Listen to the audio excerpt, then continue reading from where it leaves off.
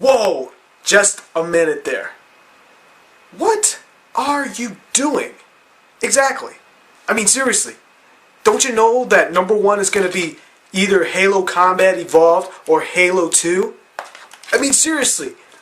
They are the number one reason to buy an Xbox, right? Wrong! Yeah, in making a list like no other, Halo Combat Evolved and Halo 2 will not be on this list.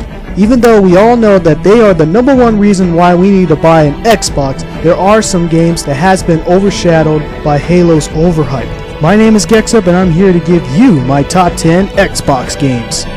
Minus Halo. Number 10. During the lifespan of the Xbox, most Xbox owners were surrounded by cartoony games. Some were good, some are okay, and some are very mediocre. But there was only one Xbox exclusive worthy enough to play over and over again. Kung Fu Chaos! Yeah, this 3D beat-em-up was just pure awesome. You play as a Hollywood star filming for a Kung Fu action film, and all you do is beat up anything that stands in your way. The single player was great, but the multiplayer was pandemonium fun. Since the Xbox has a 4-player port, you can invite your friends to come over and play a lot of multiplayer games. This is a hilarious, wild, original, downright fun game. This ranks up as one of my favorite multiplayer games, and I feel sorry for anybody who misses this out. Number 9. One of the best fighting games on the system, and the most polished, crisp graphics of the time. That game is Dead or Alive 3. Most people would just buy the game because of the jiggly boobies, but some gamers who respect this game as a fighting game absolutely loved it. This full 3D environment fighting game was just terrific. Rather than throwing your opponent off the stage and call a ring out, the fight continues on in a new area and environment. Speaking of environments, everything surrounding your fighter is interactive. Team Ninja were geniuses when they started the series and made a fantastic game for the franchise. Number 8. What's this? Another Team Ninja game? That's right, Team Ninja brought back an old series from the NES to the Xbox in full 3D, Ninja Gaiden. Ninja Gaiden on the Xbox was beautiful, fast-paced, action-packed, gory, violent, and very hard. And I mean very hard. Its difficulty was a test whether or not you're truly worthy enough to be good at action games. This was also a love letter to all the NES gamers who loved Ninja Gaiden back on the NES and able to relive it on Xbox on the 3-dimension. Its new levels of difficulty will keep you worked up on this game, and if you want a true Xbox action-adventure game, you should not miss this out. Number 7. Some say the Dreamcast version is better, but with all honesty, that doesn't mean that this game could not be in the top 10 list. Shambu 2 was re-released on the Xbox, making the Shambu fanbase bigger than ever for all those who missed it on the Dreamcast. There are a lot of differences between the Xbox and the Dreamcast version, but with all honesty, the game is still the same. The epic story of Ryo finding his father's killer was engaging than any other story in fiction. The adventure was truly a masterpiece.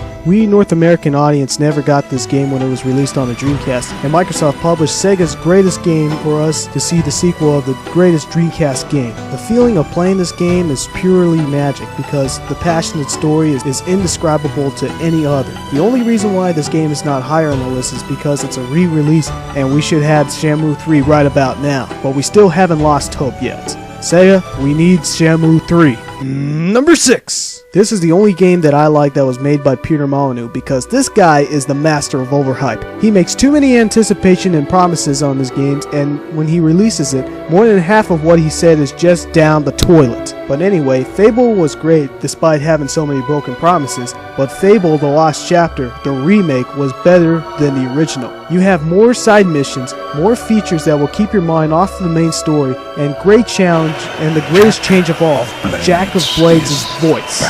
Most people did not like this change, but hot damn, that is a demonic voice. The combat and mechanics are great. Rather than gaining levels like most RPGs, Fable lets you get new abilities which are epic. Choosing your character's path between good and evil couldn't be more epic. I mean, your character's evil side just looks evil, much better than Fable 2.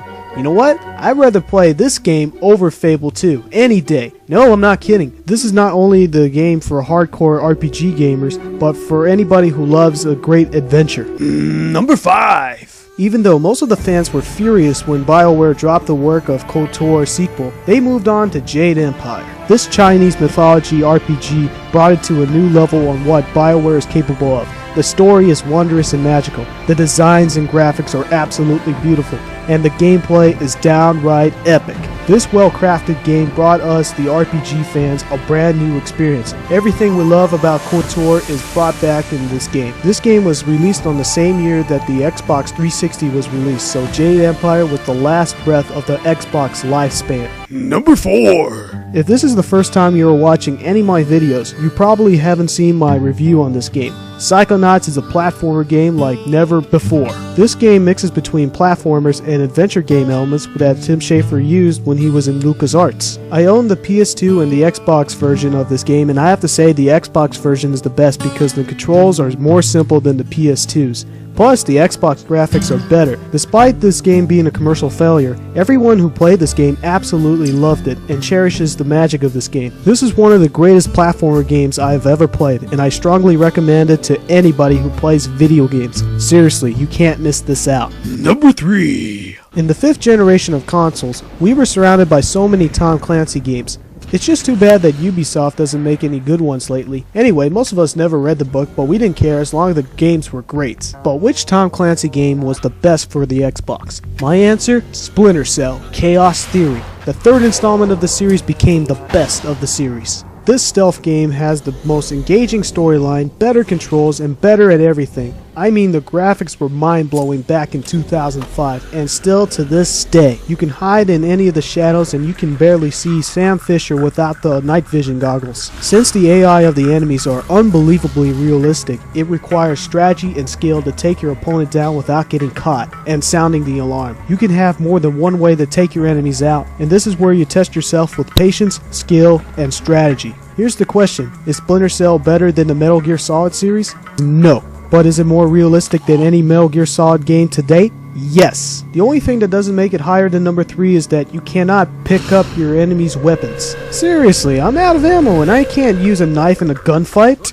Number 2. You know what? I'm surprised that I haven't seen this game in anybody's Xbox game list. Fuck yeah! This is one of the best FPS games ever, and I'm surprised that not that many people gave this game credit that it deserves. I mean, where were you guys in 2004? Oh yeah, getting Halo 2. But that's besides the point. But seriously, this game scared the hell out of all of us. In my opinion, Doom 3 is more engaging, more intense, has more better enemies, more violent, more demonic, and more realistic than any other Halo game, period. The multiplayer and the co-op is a fantastic feature. This is just great for the Xbox, despite the fact that PC is better. The only thing that Halo does better than Doom 3 is the multiplayer and the lights. I mean, it's too dark to see sometimes. But don't let that stop you, because you can go to the depths of hell that you won't forget. Sure, it's not better than the original Doom, but in today's FPS standards, Doom 3 is completely unforgettable. Doom 3 marks the spot as the most intense shooter, if not the best shooter of the 6th generation, and still playable today. And finally, number 1.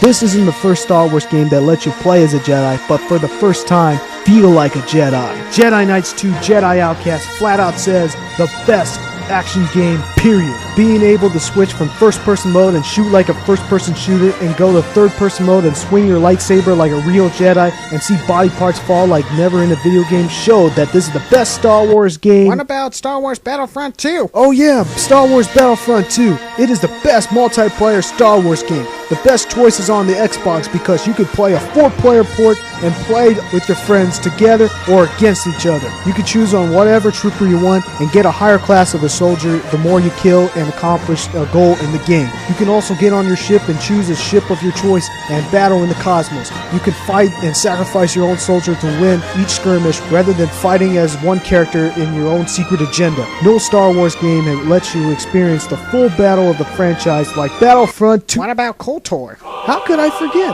Not only the best Star Wars game, but one of the best RPG games ever created. Knights of the Old Republic is hands down the best game by BioWare. The storyline is better than Star Wars Episodes 1 through 3, fully customizable characters, customized lightsabers, non-linear progression, and so many decisions to make made this a brand new experience of the gaming itself. KOTOR sets you off to a universe that lets you go beyond what has been seen in the movies. This is the greatest Star Wars games ever. What about Republic Commando? Man, this is getting out of hand. Republic Commando is the best first-person shooter Star Wars game ever created, and it's just engaging as any Halo game. Play as one of the clones and shoot the hell out of anything that stands in your way. What about... Okay, shut up already. It's really hard to say which one is the best. JK2, KOTOR, Battlefront 2, or Republic Commando, because they're not only the greatest Star Wars game, but some of the greatest games on the Xbox itself. They are different in gameplay, and they are different in genres, but they are the best on the Xbox. It's really hard to say the winner, but you know what they have in common?